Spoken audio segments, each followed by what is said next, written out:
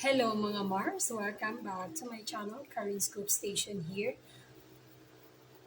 Mamaya na po mag-uumpisa ang ikalawang yugto ng FPJ's Batang Quiapo.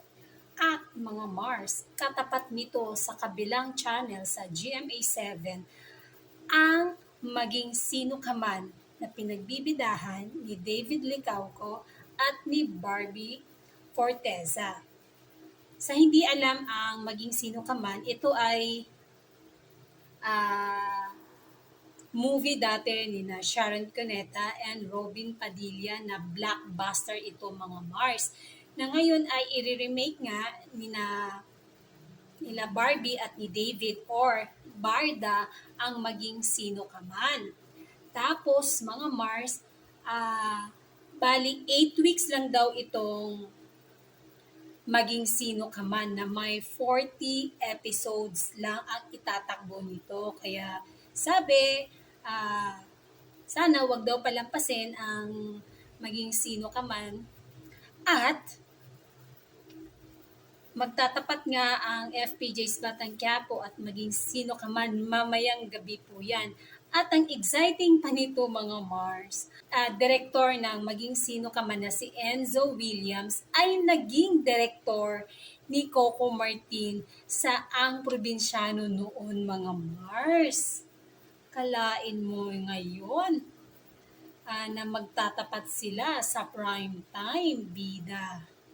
Kaya tingnan na lang natin kung saan po tayo manonood. Kung ikaw ay avid fan ni Coco Martin, syempre hindi mo ililipat ang channel kung saan ka nanonood or kung sa online ka nanonood dahil maganda rin naman na talaga ang kwento ng FPJ's Batang Quiapo mga Mars dahil nga book 2 na nila kaya talagang mas pinaigting pa at pinaganda pa at pina-excite ang kwento ni Tanggol kaya marami na nga talaga ang nahuhook dito.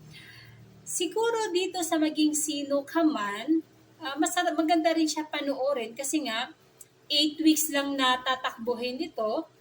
Kung hindi man natin sabay mapanood, pwede naman replay po, di ba? Kaya tingnan na lang natin ang mga viewers, mga Mars.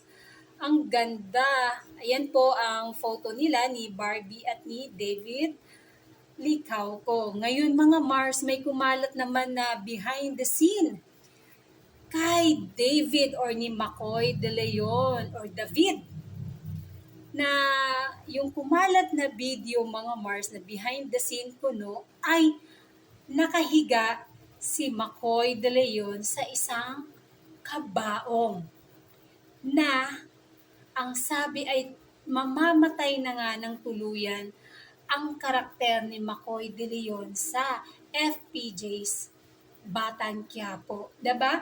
Sa pinakitang teaser ay binaril siya ni Ramon. Kaya naman, ito na yung behind the scene na kumalat ngayon sa social media mga Mars na si McCoy de Leon ay humiga sa isang kabaong. Nang sabi pa nga dyan ay lalagyan nga daw yan ng salamin. Kaya talagang, ay, ang ganda talaga ng kwento ni ayan yung paa ni McCoy. Nakita niyo yung bulaklak ng patay. Oh, yun po ang mangyayari sa FPJ's Batang Quiapo mga Mars. Kaya wag na tayong magpahuli at tumutok lang gabi-gabi. At kung gusto nyo rin tutukan ang Maging Sino Ka Man ni na Barbie Forteza and David Licauco. Sa primetime bida din po yan sa GMA7.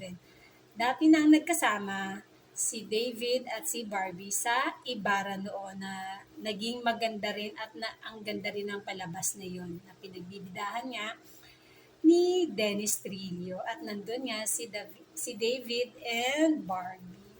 Excited ako dito sa paghiga ni David sa isang kabaong na mamamatay na nga siya sa FPJ's Batang Quiapo. Kaya, ayan na. Yung mga naiinis kay David, ayan, matatapos na po ang kwento ni David sa Batang Quiapo dahil tuluyan na nga siyang mamaalam dahil siya ay mamamatay na ang kanyang karakter. And that's it, mga Mars. Thank you for watching. Bye!